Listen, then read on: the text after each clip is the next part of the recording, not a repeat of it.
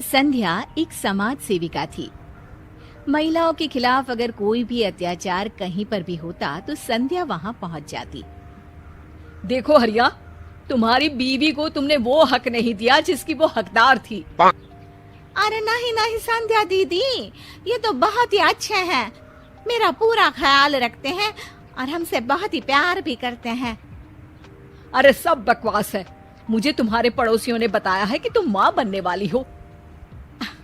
हाँ जी दीदी, बस ऊपर वाले का आशीर्वाद है।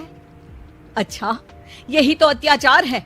तुम्हारा पहले ही एक बेटा है, फिर ये दूसरा बच्चा क्यों? अरे बच्चे को पैदा करने में पूरे 9 महीने का समय लगेगा, फिर उसकी देखभाल, पालन पोषण, क्या तुम इसके लिए तैयार हो? हाँ जी दीदी, बात तो सही है, लेकिन क्या करे, एक बिटिया हो जाए तो परिवार पूरा हो जाएगा ना। यही सोचकर हम लोगों ने बच्चे का फैसला किया था। अरे ये अत्याचार है, महिलाओं के खिलाफ है ये आदमी। क्यों आखिर यही बेचारी बच्चा पैदा करे? अरे वो क्या है ना, ये तो कुदरत का नियम है दीदी, हम तो कुछ कर ही नहीं सकते। कर सकते हो, क्यों नहीं कर सकते हो? सभी हैरान होकर संध्या को देखते हैं। अब मेरे कहने का मतलब है तुम उसकी मदद कर सकते हो, घर के काम में, उसकी देखभाल में।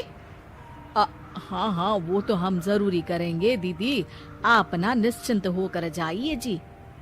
संध्या वहां से चली जाती है।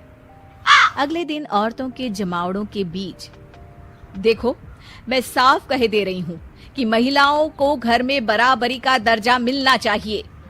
अरे वो कोई काम करने वाली नौकरानी नहीं, बल्कि घर चलाने वाली महारानी है, महारानी। अरे सही कह रहे हो दीदी, सारा दिन हम घर का काम करती रहती हैं, और हमारा भी तो मन करता है कि झोला उठाए और निकल जाए खरीदारी में। अरे तो क्यों करती हो काम? 2 दिन ना करो, सारा परिवार सही हो जाएगा।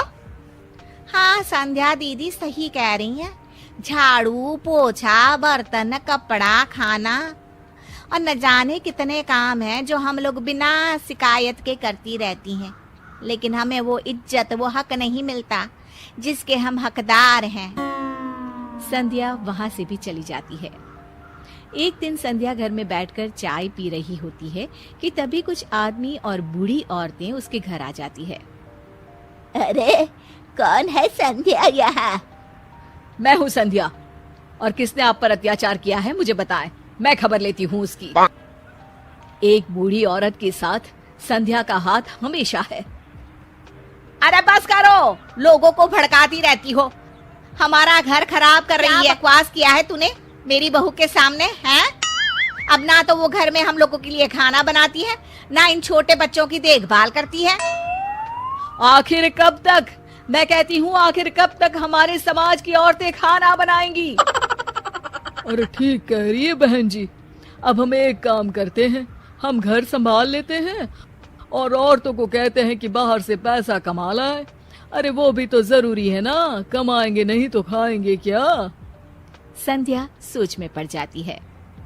तभी वहां वो औरतें भी आ जाती हैं जिन्होंने संध्या के कहने पर घर का काम करना छोड़ा था। नहीं नहीं, मैं घर का काम कर लूंगी, लेकिन बाहर जाकर पैसे नहीं ना कमाऊंगी। हाँ। अरे क्यों भाई, एक तो काम करना ही पड़ेगा ना, या तो घर का या बाहर का। हाँ, बहू पति पत्नी गाड़ी के 2 चक्के की तरह होते हैं, दोनों मिलकर ही तो गृहस्थी चलाते हैं। इसमें हक नौकरानी या बेइज्जती जैसी कोई बात होनी ही नहीं चाहिए।